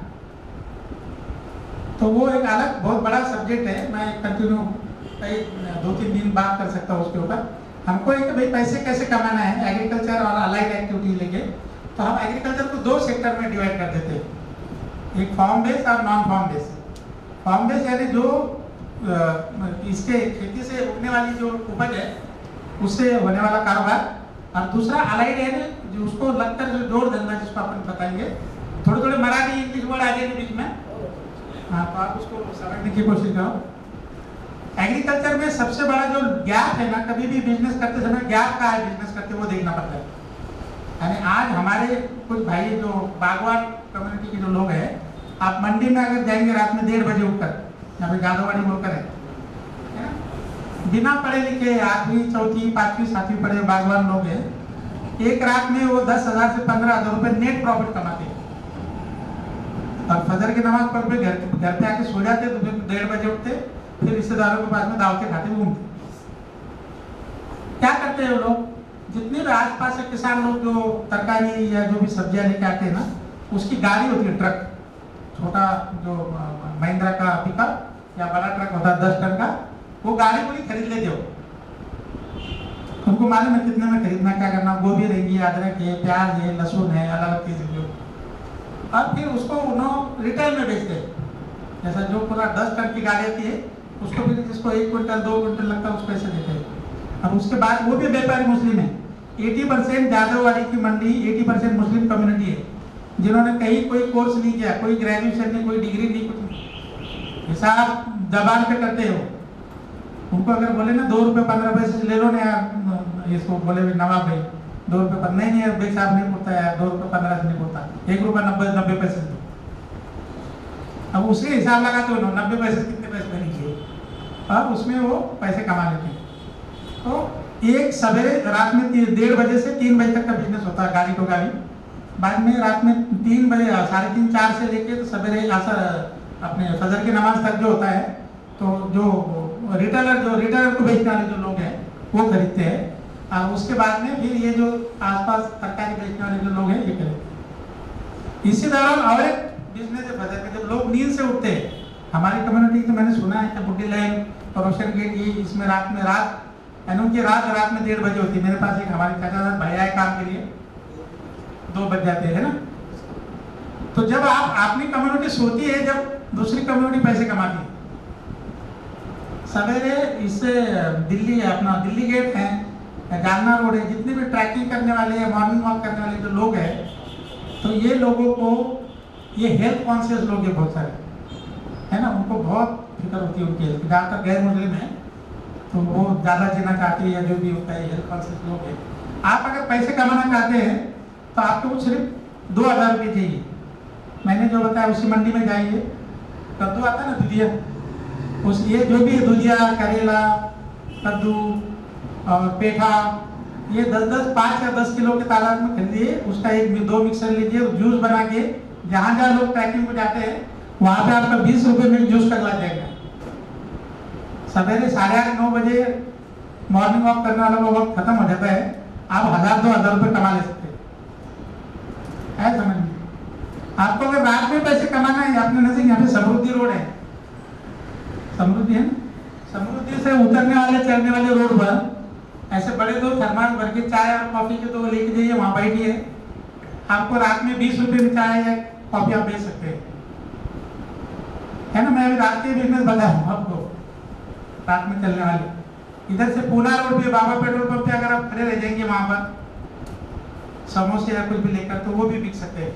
तो पैसे कमाने की कोई ये नहीं, कोई उम्र नहीं है, कोई उसके लिए नहीं, हुनर होना चाहिए। और मेरा अपना जो मानना है, जिसकी उम्र बालिग होने के बाद में, यानी जिसके 18 साल उम्र हो गई, उसको कोई ट्रेनिंग की जरूरत नहीं पैसे कमाने के लिए। और उसको अगर आयता खाना है, माँ बाप की कमाई के ऊपर खाने का एंजॉय अगर करना है तो कमा सकता है। आज एक इंसान को जो बालिग हो गया, उसको एक दिन का खर्चा 287 रुपीज लगता है। कितना? 287 रुपीज। एक बालिग इंसान जो घर में है वो पैसे कमाएगा नहीं कमाए, वो उसका पढ़ना लिखना हो तो अलग सी चीज है, तो उसको 287 रुपीज डेली उसके ऊपर खर्चा होता है। उसको शर्म आना चाहिए माँ बाप के और हमारे जो भी बड़े बड़े बहन भाई जो कमाते हैं, और हम रात में 1:30 2 बजे तक घूमते रहते हैं, तो एटलीस्ट उसने 200 रुपये तक कमाना चाहिए।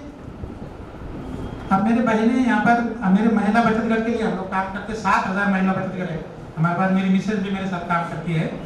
जो मेहंदी का कोन आता है ना, मेहंदी लगाते हैं हमारी बहनें वाले सब, वो मेहंदी का कोन 1 रुपये 40 पैसे बनता, एक कोन। होलसेल मार्केट में 2.5 रुपये में या 3 रुपये में बिकता हो और वो 7 रुपये में कुछ रिटेल में बिक जाता है। तो ऐसे कई बिजनेसेस है। मैं अलाइड एक्टिविटी पे अभी जो आ रहा हूँ एग्रीकल्चर बेस पे, हमको पैसे कहाँ कमा सकते हैं हम, जहाँ किसान की अकल अभी हमारा 30% एग्रीकल्चर वेस्ट हो रहा है। कितना वेस्ट हो रहा है? जो हम अनाज जो खा रहे हैं ना, जितना सब्जी तरकारी जो आ रही है, टमाटर बैंगन जितनी भी हरी सब्जियां हैं, 30% वेस्ट इसलिए डेली हो रहा है क्योंकि हमारा जो ट्रांसपोर्टेशन जो है उसका वैल्यू एडिशन जो हो नहीं रहा, हमारा कोल्ड चेन मेंटेन नहीं हो रहा है। हमारे टमाटर अगर निकलते हैं खुलताबाद राजरा टाकली इधर हम नजीक के गाँव बनता है फुलमरी वगैरह उस साइड से, तो यहाँ आने के बाद में दूसरे तीसरे दिन वो टमाटर खत्म हो जाए। हम में से कोई अगर कोई कॉमर्स ग्रेजुएट या कोई तुम्हारे पास थोड़ी सी माल अगर है, एक छोटा सा कोल्ड स्टोरेज, एक 10 बाय 10 का कोल्ड स्टोरेज बनाने के लिए बड़े मुश्किल से 40 से 50 हज़ार रुपये लगते हैं आरसीसी के रूम में अगर है। अब उसको वो कोल्ड स्टोरेज पे उसने वहाँ पे उसका एक पैक हाउस बोलते हैं हम उसको, ग्रेडिंग सॉर्टिंग क्लीनिंग करके अगर कोई ये जितना भी पेरिशेबल सब्जियाँ है तो उसके लिए एक छोटा कोल्ड स्टोरेज अगर बनाते हैं और वो कारोबार अगर आप शुरू करते हैं यही मंडी वाला, तो आप उसके वो जो 30% जो वेस्ट हो रहा है ना उसका बचा सकते हैं। कई कंपनियां हैं हमारे पास में, यहाँ पे 2000 यूनिट शुरू है, 16 ट्रायल यूनिट। आप गांव खेड़ों में अगर घूमते नहीं तो बता देता हूँ आपको मैं, 16 ट्रायल यूनिट पे यहाँ पे यस नाम से एक कंपनी शुरू हुई है। हमारे गाँव के किसान महिलाओं को उन्होंने वो ट्रायल यूनिट दे दिए। जब टमाटर प्याज हमारी कोतमीर या जो भी सब्जियां हरी सब्जियां ये जब फेंकते हैं लोग, उस समय उस सब्जी को वो ड्राई करके उसको यहाँ पे उनके कंपनी में उस पर और आगे की प्रोसेस करते हैं, उसको एक्सपोर्ट करते हैं। यानी टमाटर फेंक देते हैं, आप कई बार किसान देखते हैं ना यहाँ पे, आप किसान जान जो खाते हैं ना, क्या आता है ना, किसान के बहुत सारे प्रोडक्ट्स है। नासिक के अंदर उसका यूनिट है, किसानों ने शुरू किया हुआ है। तो वो भी टमाटर जब 2 रुपये 3 रुपये किलो को हो जाते तो वो लोग खरीदते हैं उसको, सयाजी फार्मर प्रोड्यूसर कंपनी से, है ना। उसके बाद में एग्रीकल्चर के अंदर अदरक लहसुन वगैरह जो हमको हमारे रोज मसालों में लगते हैं घरों में, तो वो लहसुन का पिलिंग मशीन आता है 15-20 हज़ार में आता है। आप लहसुन लेके आइए यहाँ से, उसको सिर्फ उसका पिलिंग करके वो छिलका निकालने का उसको पैकेट बना के बेच सकते हैं।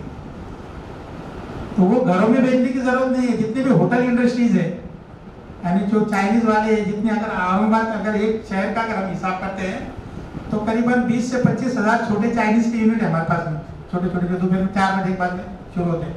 और वो लोगों को मसाला लगता है, अदरक का पेस्ट लगता है, लहसुन का पेस्ट लगता है, टोमेटो पेस्ट लगता है। तो ये अगर आप लाते हैं तो 20-25 हज़ार से 50 हज़ार में चालू होने वाला बिजनेस है। कोई खेती बागवानी करने के लिए बोल रहा हूँ, सिर्फ खरीद के लाने का और उसको बेच सकते हैं आप। मेरे पास में इधर एक प्रॉपर्टी बैंक, उसमें बात करके उनको वहाँ पर एक अच्छा बड़ी एक एडिशनल जनरल मैनेजर बोल के पोस्ट क्रिएट करे और वहाँ पे उनको जॉब में लगा दें। तो कोई भी आदमी जो खाली है ना, तो वो घर में किसको पसंद नहीं आता, और नौजवान तो बिल्कुल पसंद नहीं आते। तो पैसे हर कोई कमा सकते। मेरी बेटी 6ठी क्लास में पढ़ रही है माउंट वैली स्कूल में, पेन और पेंसिल बेचती हो। तो उन्होंने बता के बोले अब्बू आपके तरफ हमारे पैसे उधार उतने दे देना पूरे। तो पेन पेंसिल बेच के 7,700 रुपये उसने कमाए। तो बिजनेसेस बहुत सारे हैं, तो वैल्यू एडिशन करना जरूरी है। एग्रीकल्चर फूड प्रोसेसिंग में जाना आना जरूरी। उनके बच्चे बड़े शान शौकत में घूमते हैं, मगर रियलिटी ये है कि हमारी कम्युनिटी, हमारी कौम यानी महिला बचत गट में 95% मुस्लिम कम्युनिटी की औरतें जो स्लम्स में रहती है ना, वो कर्जदार बनी हुई है। और हम पिछले 3-4 साल से कोशिश कर रहे हैं कि उस कर्जे में से हमको बाहर निकाले, हम इंटरेस्ट फ्री इकोनॉमी को लाने की कोशिश करें।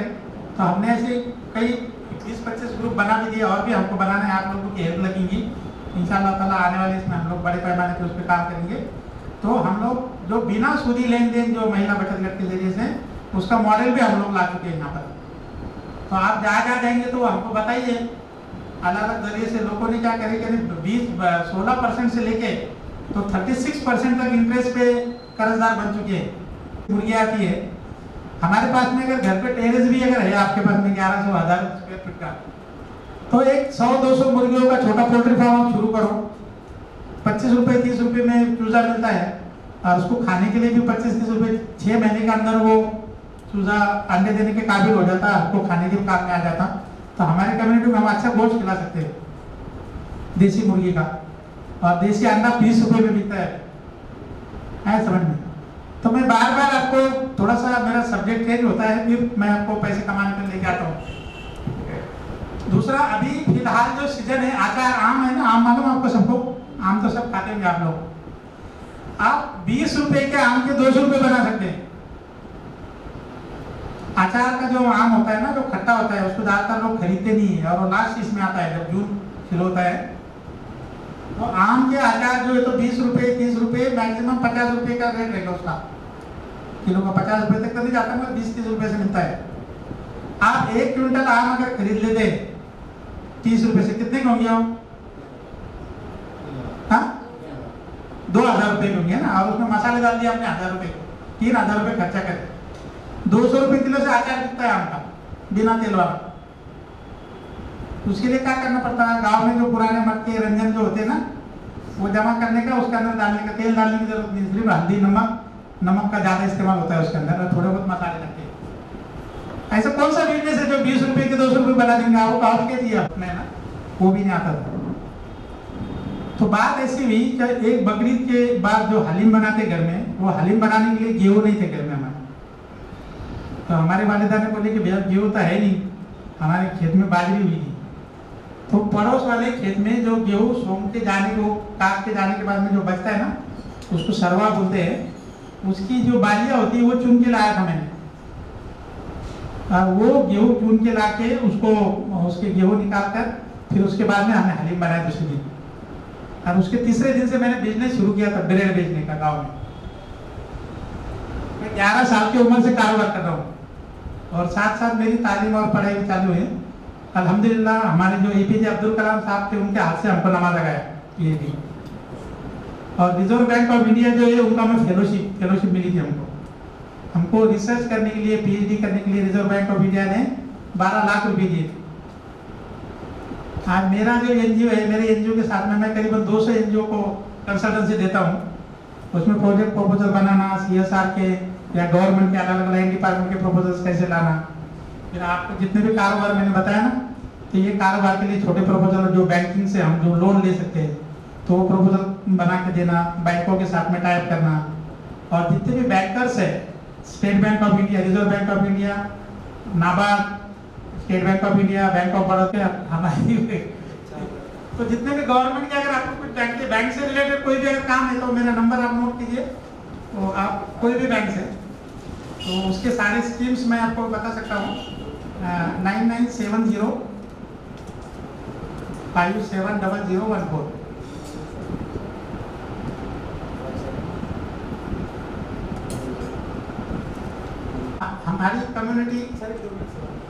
हमारी कम्युनिटी जो और पूरी इंडिया की या महाराष्ट्र में अगर ले ले, तो महाराष्ट्र में मेरे ख्याल से 18% के आसपास है, 18% है, और ऑल ओवर इंडिया 14% आते हैं। तो हमारा एक डिस्ट्रिक्ट क्रेडिट प्लान बनता है हर साल पूरे जिले का, जो दिसंबर में बन जाता है। तो उस कमेटी का मैं भी मेंबर हूँ, यहाँ पे कलेक्टर। तो वो हमारा हर एक जिले के, हमारी जो पॉपुलेशन के हिसाब से 15% हमारे मुस्लिम कम्युनिटी के गवर्नमेंट स्पॉन्सर स्कीम्स होते हैं, जो अलग अलग जो गवर्नमेंट के जो योजना होती है, सब्सिडी की जो स्कीम्स होती है, DIC की है, SIDBI है, SICOM है, ये जो भी गवर्नमेंट के मौलाना आजाद फाइनेंस कॉर्पोरेशन से। तो 15% हमारी हिस्सेदारी है, मगर हमारे एप्लीकेशन ही वहाँ जाते हैं। तो इसीलिए हमारे हिस्से का जो हर साल जो बजट बनता है 15%, वो गैर कौमे में चले जा रहा है।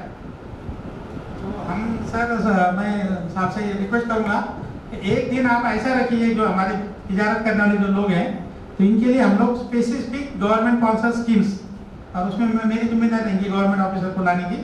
तो उनको लाके हम लोग जितने भी गवर्नमेंट के स्कीम्स को बताएंगे, क्योंकि हर साल का 15% बजट अगर ये डाइवर्ट हो जाता है दूसरे लोगों में, तो हमारे हाथ में कुछ नहीं आ रहा है। तो हमने, हमारा हक है वो लेना चाहिए। सुन लिया। और आपका मैं सरवर साहब, देखिए ये हमारी खुशनसीबी है कि इतने इंटेलेक्चुअल लोग और इतने एजुकेटेड और इतने जो स्किल सेट हमको चाहिए एक रहनुमाई के लिए, वैसे लोगों से आज हमारा जो है वाबस्तगी हुई, आज हमारा कम्युनिकेशन हुआ। तो हमारा काम है कि इस बात को, और ये जो हमारे सदर साहब की जो पहल है अल मकसूद जो ट्रस्ट की तरफ से ये प्रोग्राम रखा गया है, तो मैं आप लोगों से एक अदबन गुजारिश ये करूँगा कि इस बात को जितना मॉब पब्लिसिटी के थ्रू, जितना सोशल मीडिया के थ्रू, अभी हमारे क्लिप्स हमारे इंशाल्लाह हम रिलीज़ करें, रिक्वेस्ट करते हैं कि इस काम को आगे बढ़ाने में अपना जितना भी हिस्सा हो सके आप लोगों की तरफ से वो हिस्सा दीजिए, ठीक है, ताकि इम्प्रूवमेंट हो। और हमारी इखलास की नीयत ये है कि आप जैसे स्टूडेंट्स को और आप जैसे जो अल्हम्दुलिल्लाह रहनुमाओं की कमी नहीं है। जो लोग पार्टिसिपेंट हुए हैं उनके लिए एक एक का नाम लूँगा। आप हजरात से दरख्वास्त है कि यहाँ मिस्टर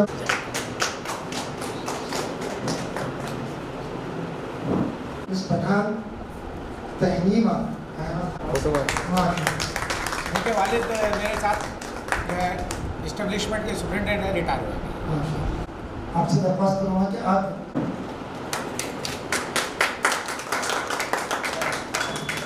मिस्टर सैयद खलील साहब, मिस्टर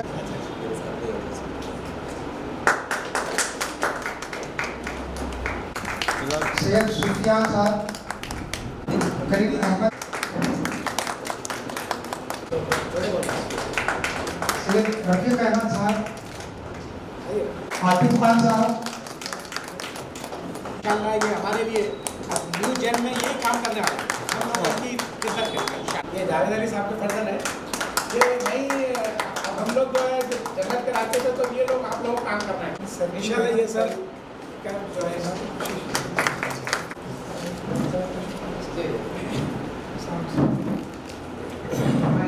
हर तरीका ये है कि तो एक लेजी बच्चा वालिदैन के लिए मुनासिब नहीं है।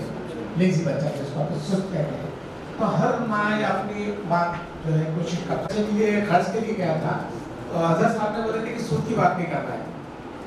अल्हम्दुलिल्लाह सूद पर बहुत बिल्कुल सही बताया, क्योंकि सूदी एक मुख्तसर बोल रहे हो। मैं गुजरात पूरे सेंट्रलाइज एसबीआई का ऑफिस है, वहाँ पर जो वालिदैन कैपेबल है उनको सर्टिफिकेट वहाँ से चला होता है। लेकिन उसके लिए आप मेरी बिजनेस एक्टिविटी कपड़ों की बताया तो 20 लाख के ऊपर गया था। तो वैसे तो वहाँ के बैंक ने बच्चे के नाम पे मेरे नाम से इंग्लैंड में है, एआई कर लिया है माशाल्लाह, और अभी 25 ईयर्स हुए इसके।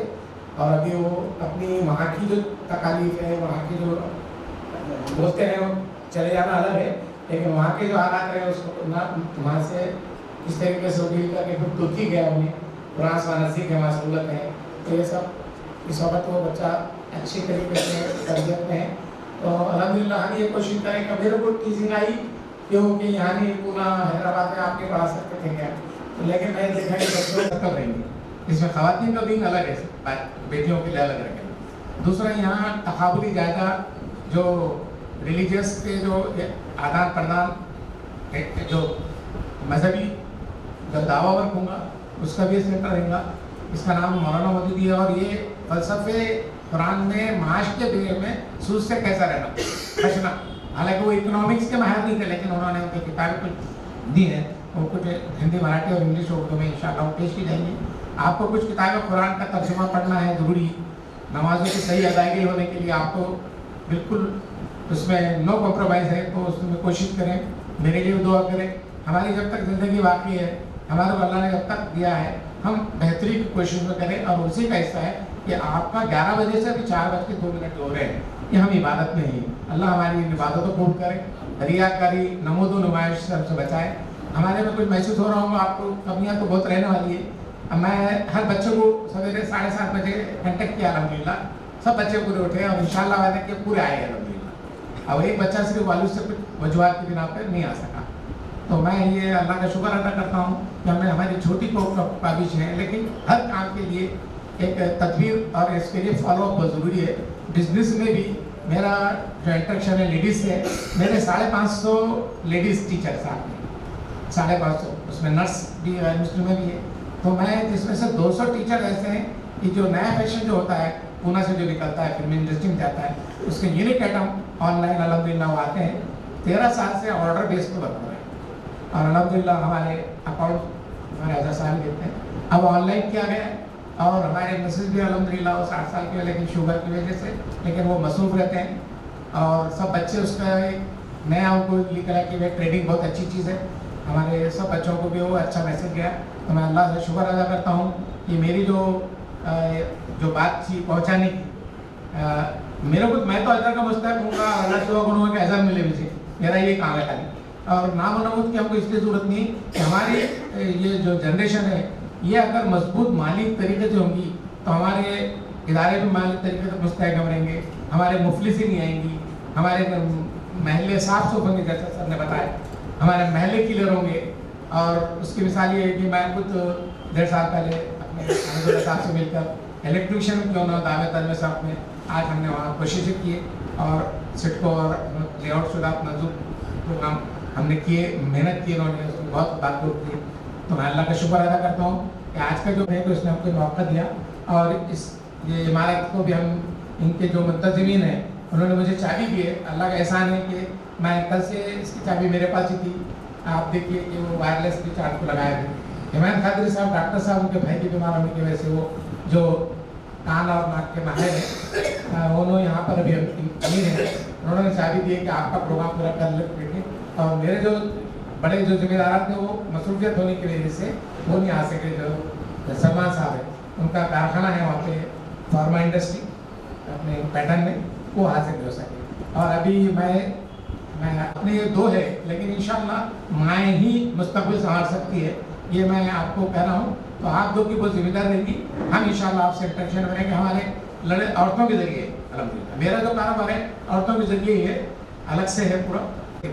अब मैं हमारे जो लेडीज़ है उनमें भी हम अच्छे तरीके से जा सकते हैं। एक आउटलेट डालकर वहाँ के 10 रोजगार लोगों को मैं, लेडीज़ लोगों को मैं कोशिश कर सकता हूँ इंशाल्लाह। मैं सबसे पहले अनवर हुसैन साहब जो मेरे पुराने हैं मुरब्बी भी है, उन्होंने मेरे को बोले कि ये आप जो सब कर रहे हैं तो इसके लिए पहले अपना जो NGO बनाया उसका मेरी फीस क्या है पहले बोले। उन्होंने आप मेरे लिए सबसे बड़ा सरमाया है कि आप वक्त करें। यहाँ पर जो आए ये लोग ये सब अपने वक्त का सरमाया इनका इतना मशहूर रहते हैं लोग कि इनके क्लाइंट एक नंबर नहीं हो तो दूसरा। उन्होंने वक्त दिए, उन्होंने जल्दी तैयार हुए, फिर उनको मैं फॉलो इतना पक्का रखा तो उन्होंने फॉलो कर रहे हो तुम जिन है बोले भी मेरे को, और तुम छोड़ेंगे नहीं मेरे को वहाँ के लिए बोले, इसलिए मैं आ जाता हूँ। अल्हम्दुलिल्लाह उन्होंने आए, उनकी एज फैक्टर देखते हुए। फिर उसके बाद हमारे से कम पीरियड में सरवर साहब आए, आपकी डॉक्टर हसीब अहमद साहब बराबर, क्योंकि वो स्टूडेंट की नफ्सियात से वाकिफ़ थे।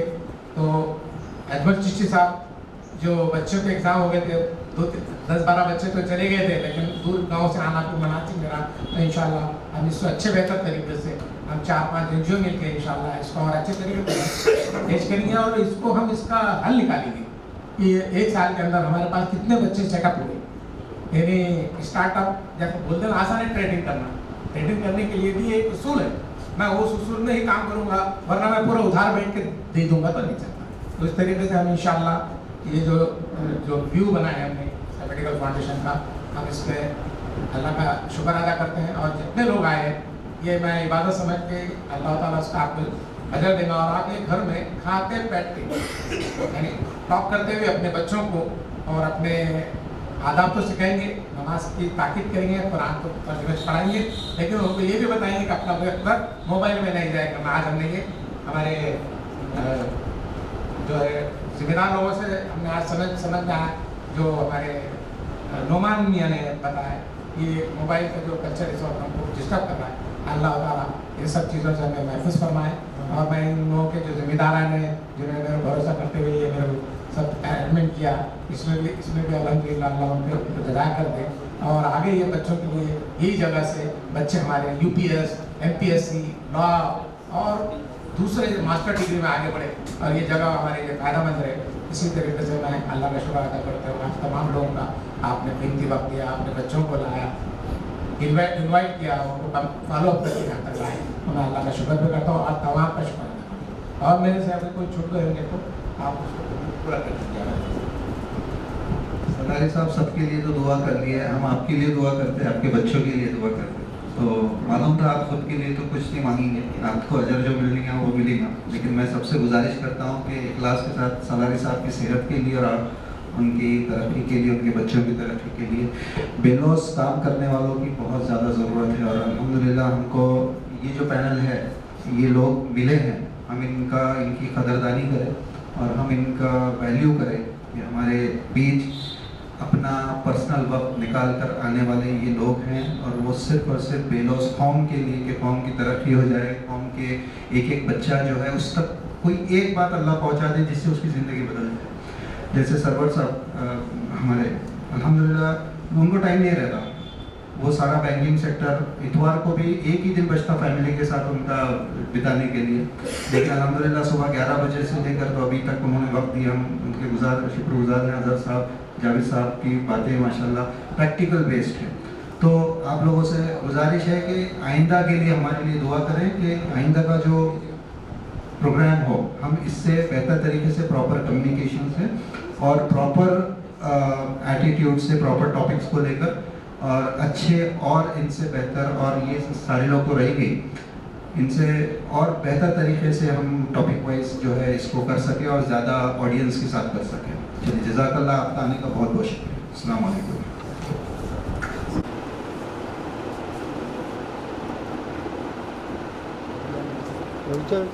शूटिंग मारता फोटो आराम से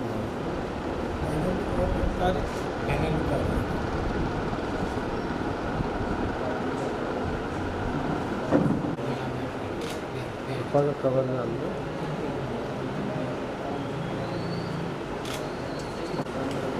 गाड़ी पे लेंगे, फोटो लेंगे।